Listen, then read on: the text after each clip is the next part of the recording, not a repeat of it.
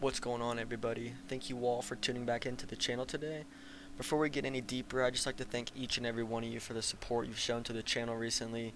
It means a lot to me, and it gives me the motivation to keep putting out content for you guys.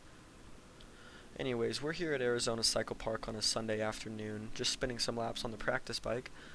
But I wanted to talk about a handful of things regarding the new 125s that are coming out for 2026 and my 125s.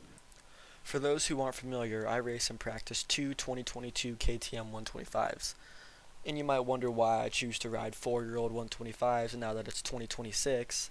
Well, by the end of this video, you'll know why, and why I think that the 2022 KTM 125 is the best 125 to ever be made.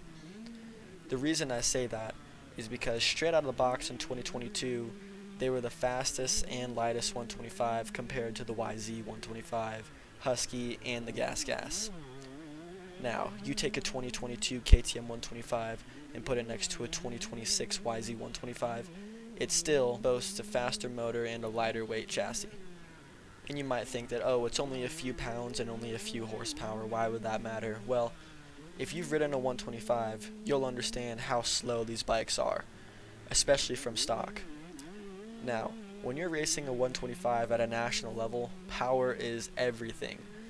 The slightest disadvantage power-wise can lead to a huge disadvantage on the track, where you might think it won't be noticeable once you're sitting on the stand or on the gate, but once you get out there, it's noticeable.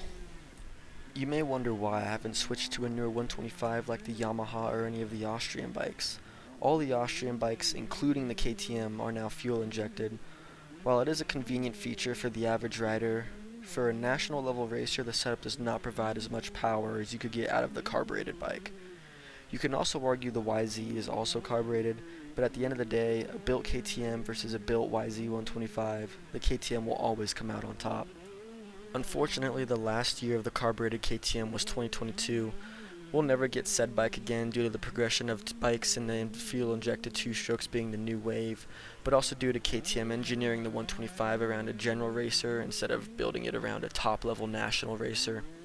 However, Gas made the carbureted 125 for a year longer into 2023. While the plastics and color is different, it's still the exact same motor.